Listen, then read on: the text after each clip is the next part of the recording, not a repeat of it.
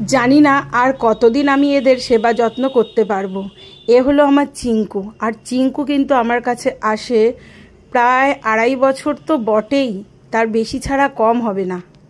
দু একজনের কমেন্টে আমি পড়েছি যে দিদিভাই আমার কাছেও এরকম আসতো, খাবার দিতাম, কিন্তু আশেপাশের লোকজনদের জন্য আমার বন্ধ করে দিতে হয়েছে।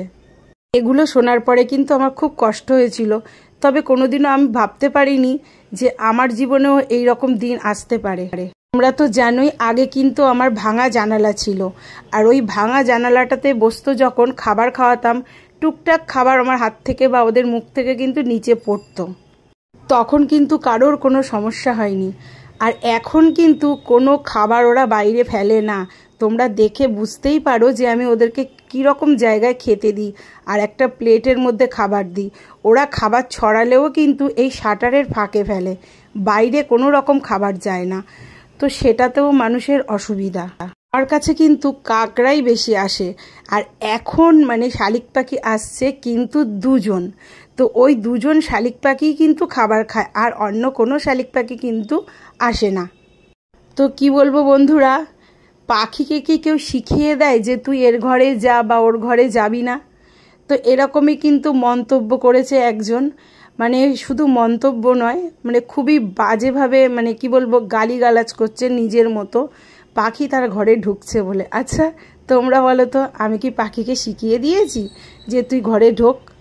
এই যে আমার বারান্দাতে কিন্তু প্রচুর আগে থেকে ঘুঘু পাখি আসে, বাসা বাঁধে, আবার চলে যায়, তো ওদেরকে কি কেউ শিখিয়ে দিয়েছে? তোমরাই বলো। তো এখানে আমার দোষটা কোথায়? হ্যাঁ, যদি আমি এদের খাবার দিই, সেই খাবার দাবার পরে কারোর অসুবিধা হতো তাহলে একটা কথা ছিল যে না, নোংরা করছে, লোকের অসুবিধা হচ্ছে। এখানে কিন্তু পুরো উল্টো, যে কিনা পাখি ঢুকছে তাদের নাকি জানালাতে, তো সেটা কার দায় বলো তো? শালিক পাখি ঢুকছে, আমি কি করতে পারি?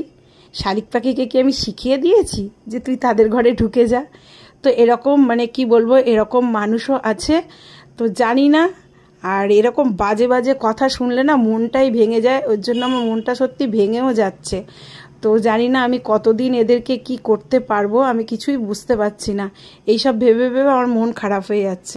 তবে হ্যাঁ, আমার কর্তামশাই বলেছে কারো কথায় কান দেবে না, যে যা বলছে বলুক গিয়ে, কারণ ওরা কিন্তু কোনো নোংরা বাইরে ফেলেও না বা কোনো রকম সমস্যা তৈরি করে না। ওরা খাবার আমার জানালাতে বসে খায়, আমার জানালাতে নোংরা পড়ে, আর কারোর কিন্তু কোনো জানলায় বা ঘরে নোংরা যায় না। তো যে যা বলছে বলতে দাও, কোনো কথায় কান দেবে না। এবার দেখা যাক, ভগবান ভরসা, জানি না কতটা কি হবে না হবে, তবে খুব